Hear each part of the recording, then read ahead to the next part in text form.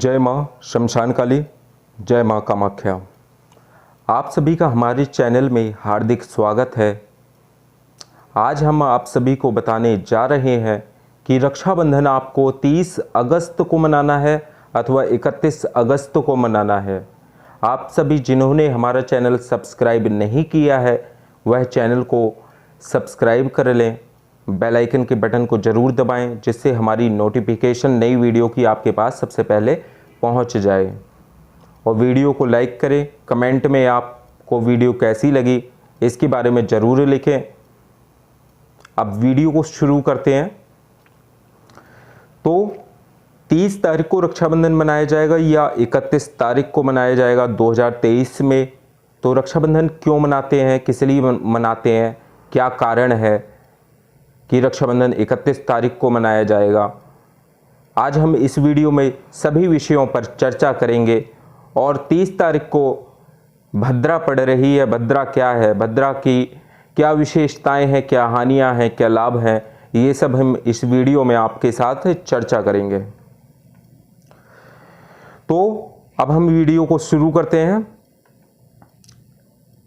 इस बार 30 तारीख को प्रातः 10:58 से भद्रा प्रारंभ है और 10:58 से ही पूर्णिमा श्रावण मास की प्रारंभ होगी। और श्रावण मास से पूर्णिमा को यानी श्रावण मास की पूर्णिमा को रक्षाबंधन का पर्व मनाया जाता है। प्रत्येक बहन अपने भाई के दीर्घायु के लिए, उसकी रक्षा के लिए इस पर्व को उसकी कलाई पर राखी बांधती है। उसी प्रकार भाई भी अपनी बहन को उसकी सुरक्षा के लिए, उसकी रक्षा करने के लिए वचन देता है। तो इस बार श्रावण मास की पूर्णिमा को 30 तारीख को रक्षाबंधन नहीं मनाया जाएगा। इसका कारण है कि इस तारीख को भद्रा का वास पृथ्वी पर है और भद्रा पृथ्वी पर जब है तो इस काल में भगवान शिव तांडव करते हैं। और इस काल में भद्रा के अवसर पर शुभ कार्य वर्जित है, इसलिए रक्षाबंधन नहीं मनाया जाएगा 30 तारीख को। अब आपको कब रक्षाबंधन मनाना है, क्योंकि 31 तारीख को सुबह 7:05 तक पूर्णिमा रहेगी।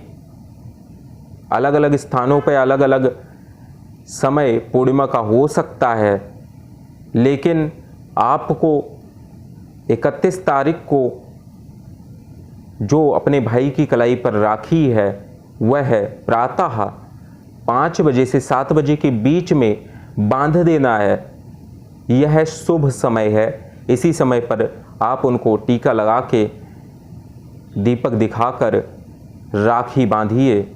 इससे शुभ परिणामों की प्राप्ति होगी, आपके भाई के जीवन में उन्नति होगी और उसकी रक्षा होगी।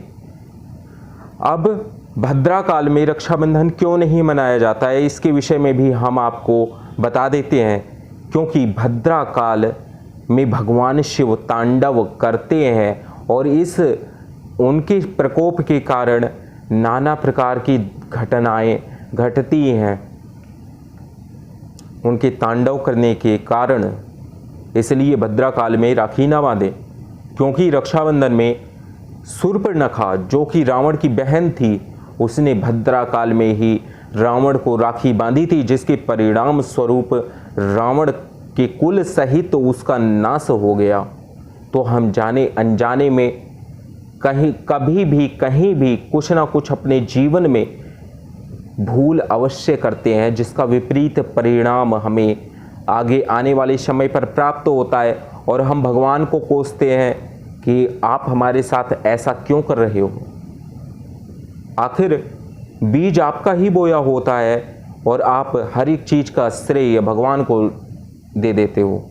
अगर कुछ भी बुरा हुआ तो भगवान हमारे साथ में बुरा कर रहा है, और अच्छा होने पर तो हम उसको भूल जाते हैं, लेकिन बुरा होने पर हम तुरंत याद करते हैं कि ऐसा भगवान कर रहा है। अरे भगवान क्यों करेगा आपके साथ में, आप ही जाने अनजाने में ऐसा कुछ कर देते हैं जिसके कारण से आपके जीवन में उथल पुथल प्रारंभ हो जाती है।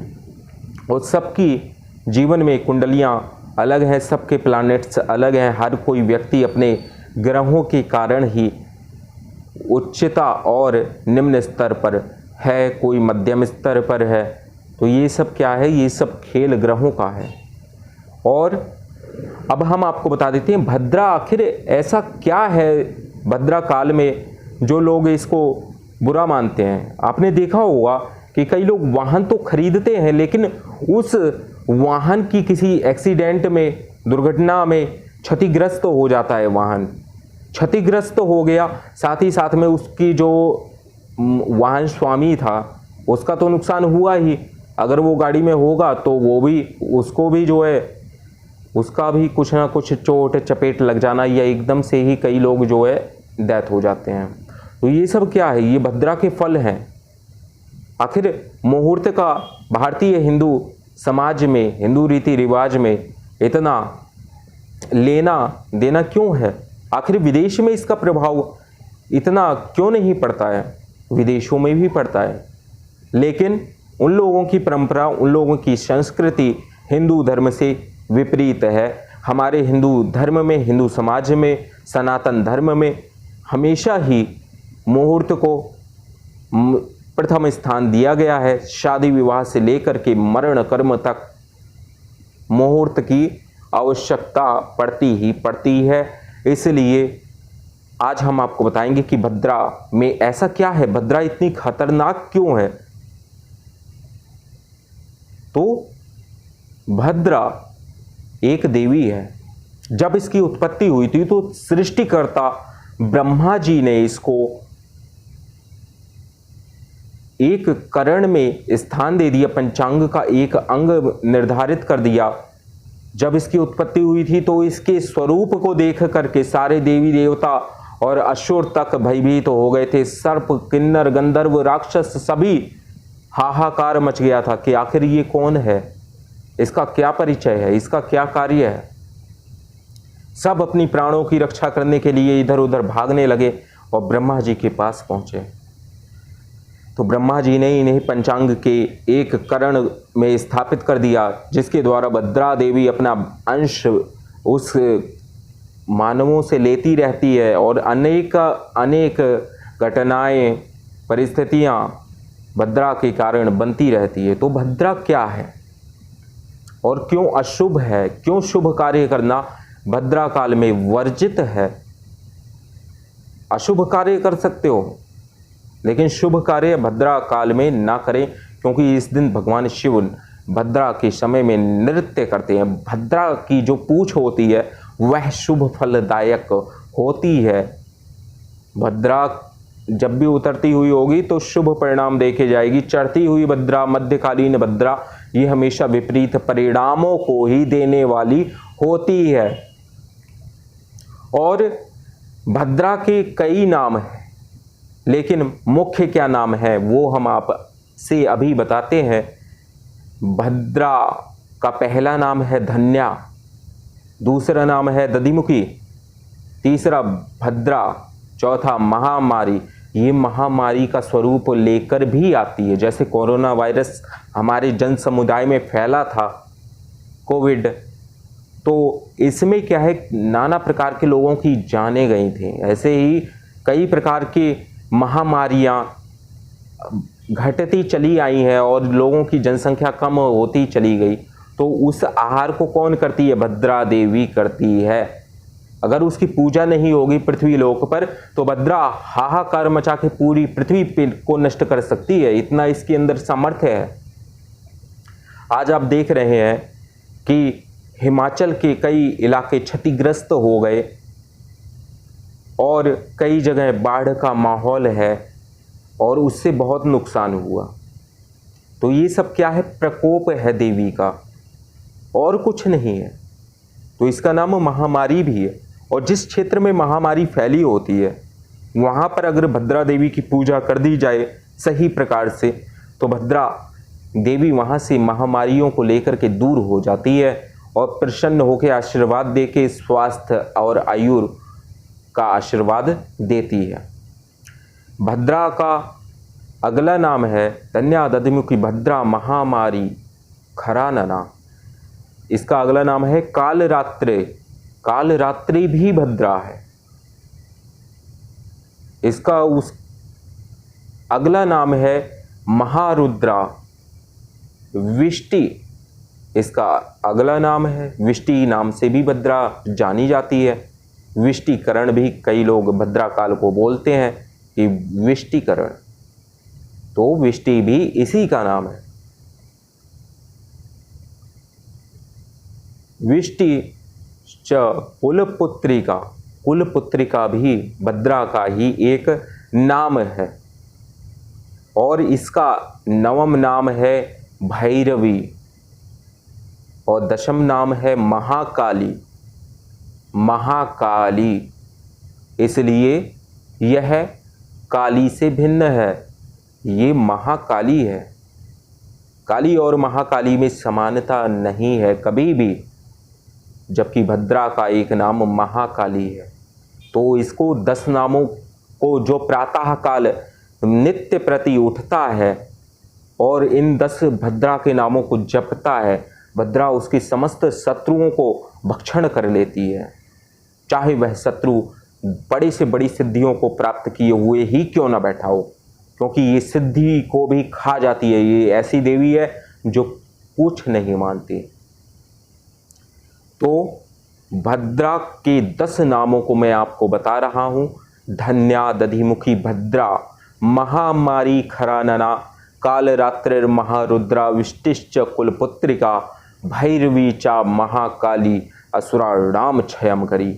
यानी समस्त प्रकार के असुरों का, समस्त प्रकार के शत्रुओं का जो नाश कर देती है, उसी को भद्रा कहा गया है। भद्रा एक पराक्रमी देवी है जिसके स्वरूप को देख के ही काल डर जाता है। वह ऐसी देवी महाकाली स्वरूप में भद्रा कहलाती है। उसे ही भद्रकाली, विपरीत प्रतिंग्रा आदि कई नामों से जाना गया है। और माता की अनुकंपा जिसके ऊपर होती है, उसके शत्रुओं का समूल नाश करना इस देवी का पहला कर्तव्य है। उसके शत्रुओं को नाना प्रकार के रोग देकर, बीमारी देकर ये देवी जो है नष्ट कर देती है और भक्षण कर जाती है। ये इसकी प्रमुख विशेषता है इस देवी की। तो इसलिए भद्रा के साधक से कभी भी शत्रु भाव, दूर से भी उसके बारे में कभी भी गलत नहीं सोचना चाहिए। अगर आपने गलत सोचा तो आपके जीवन में मारण योग बनाने में वो तनिक भी समय नहीं लेगी।